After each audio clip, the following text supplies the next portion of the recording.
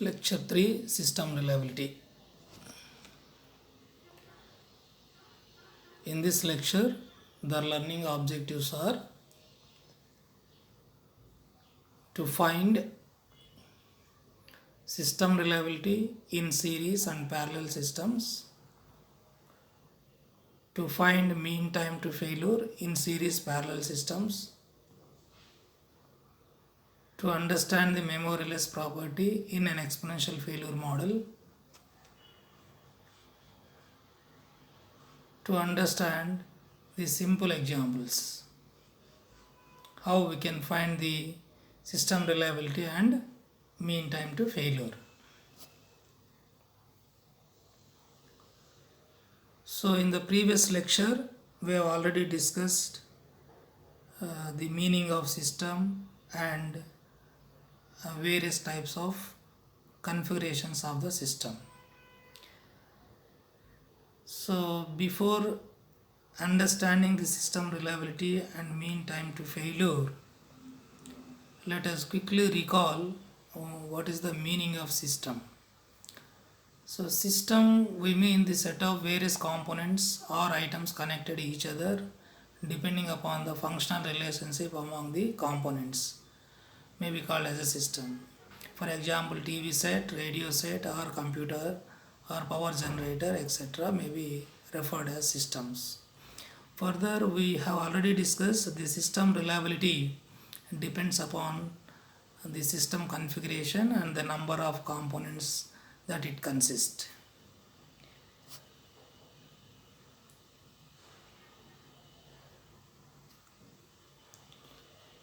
So in order to determine system reliability and mean time to failure, let us assume that the lifetime of each component is distributed according to an exponential failure model. So particularly the ith component lifetime is distributed to exponential failure model with a probability density fi of t is this one, lambda I into e power minus lambda I t for all I is equal to 1 to n. In case of series system, the ith component reliability Ri of t equal to integral t to infinity fi of t dt. So where fi of t is lambda I into e power minus lambda I t dt. So Ri of t, by integrating the above result, we have e power minus lambda I t. So for all I is equal to 1 to n. Next, system reliability is the product of n components reliabilities. So this is the product of n components reliabilities. So substituting Ri of t, we have this result, e power minus summation I equal to 1 to n lambda I t.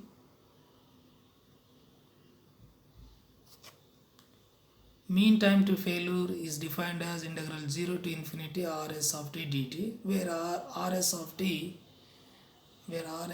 t is this one. Okay, substituting equation 1 in this mean time to failure and integrate with respect to t, then we have summation I is equal to 1 to n 1 by lambda I. We get the mean time to failure. So in this way we can find system reliability and mean time to failure in case of series system. So these things can be observed with some certain numerical examples. So consider an automobile which consisting of various components like engine, wheel, gear, steering, braking, clutch etc. So each component must work independently for the system to work. So therefore automobile is a series system. So in this system it was given that the reliability of the various components like engine, wheel, gear, steering, braking etc. are given. So now our interest could be finding reliability and mean time to failure. So for that, let us assume that R1, R2, R3, R4, R5 and R6 be the reliabilities of components like engine, wheel, gear, steering, braking, clutch respectively.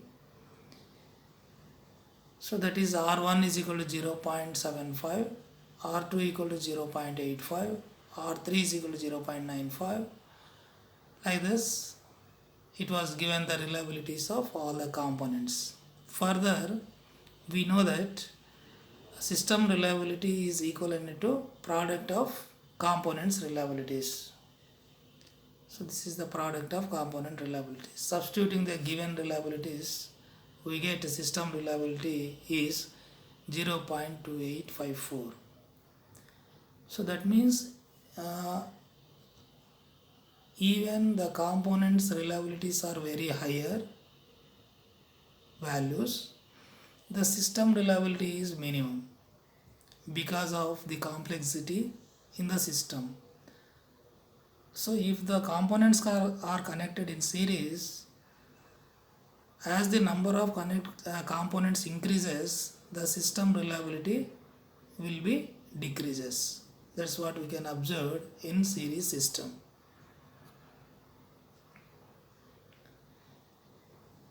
Next, we will discuss finding the system reliability and mean time to failure in parallel system.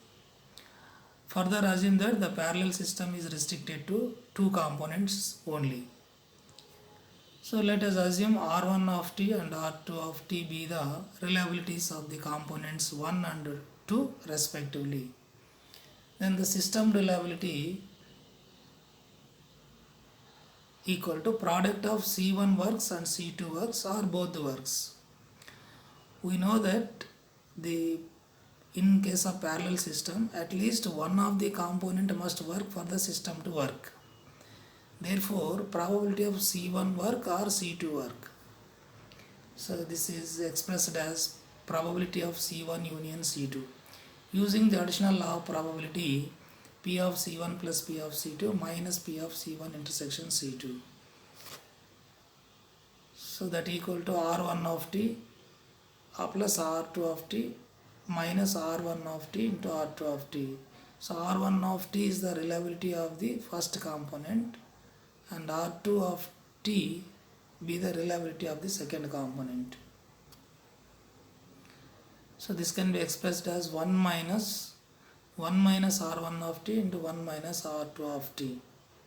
So that means system reliability is equivalent to 1 minus product of unreliabilities. So where 1 minus R1 of t is the unreliability of the component 1 and 1 minus R2 of t is the unreliability of the component 2. So therefore we can observe that system reliability is equivalent to 1 minus product of unreliabilities. Please remember this one.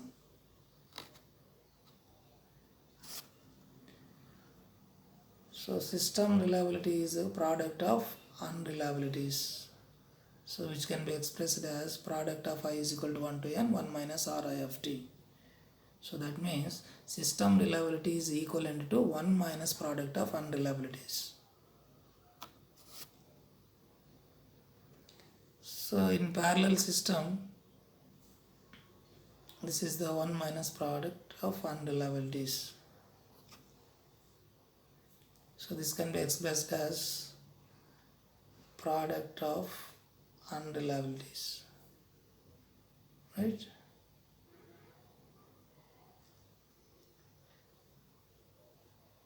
Again, this is equivalent to e power minus lambda 1t plus e power minus lambda 2t minus e power lambda 1t into e power minus lambda 2t. Here t is the common factor, so therefore we can express like this. So e power minus lambda 1t into e power minus lambda 2t can be expressed as e power minus lambda 1 plus lambda 2 into t.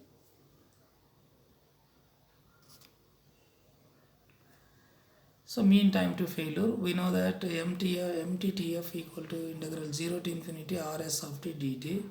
So where Rs of t is this one in equation 1. So substituting that value.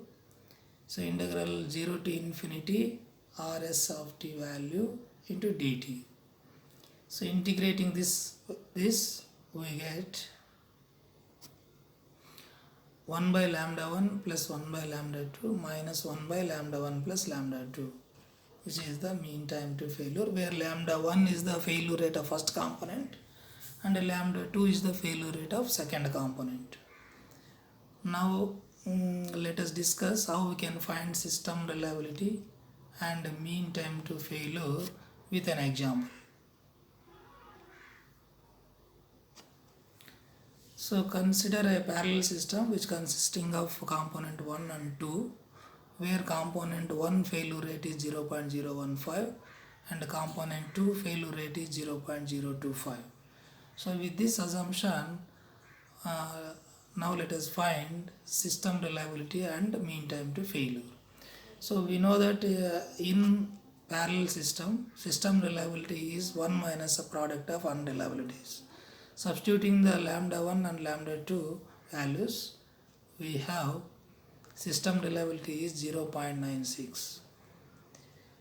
So that is, if the components are connected in parallel, then the system reliability will be maximum. So this we have to observe here. That means as the number of components increases in the parallel system, the system reliability will be increased. Next, mean time to failure. So we know that mean time to failure is 1 by lambda 1 plus 1 by lambda 2 minus 1 by lambda 1 plus lambda, if the system is restricted to 2 components. Substituting the given values, we have MTTF equal to 81.66. So in this way we can find system reliability and MTTF. Now let us discuss memoryless property. Let us see the statement. If X is the lifetime of the system and failure of system does not occur before the time k, then Y is equal to X minus k is the additional time to occur an event. Suppose X is distributed to an exponential failure model, then the random variable Y is also distributed to an exponential failure model which ignores the term k. In that sense, it is known as memoryless property. So which is the statement. That means we have to prove that the distribution of X is same as the distribution of Y which ignores the term k. That's what we have to prove. For that, let us assume X is a random variable follows exponential distribution with the probability density lambda into e power minus lambda x, where lambda greater than 0. Then the distribution function of X is f of t and is defined as 1 minus e power minus lambda t, where t greater than 0. Then if an event does not occur before the time k, that means when X is greater than k, what is the distribution function of the random variable Y? That is also 1 minus e power minus lambda t, where t greater than 0. That's what we have to prove.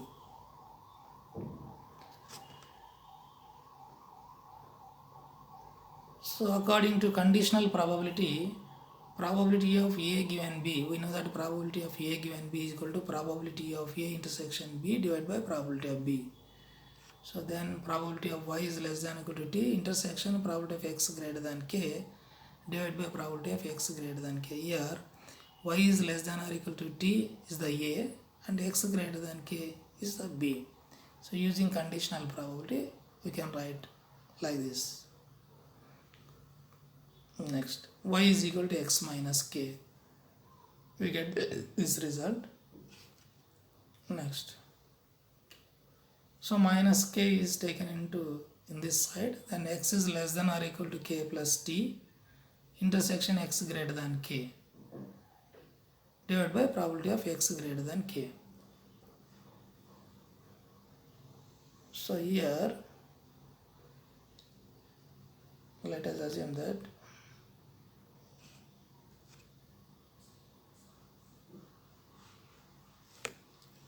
this is the, for example, x takes the lifetime from 0 to infinity, and assume that an event does not occur before the time k.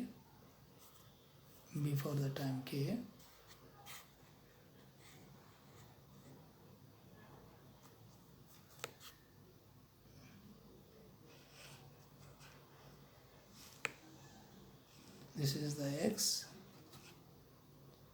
takes the value 0 to infinity. Assume that an event does not occur before the time k, and it occurs after any time k. So let it be time t small time t here. Then this is the time k plus t. It's the k plus t. So probability of x is less than or equal to k plus t is this one. This is the time. Probability of x greater than k is this is the time. So intersection of this time and this time is this one, right? That means probability of x greater than k and less than or equal to k plus t. So probability of x greater than k and less than or equal to k plus t.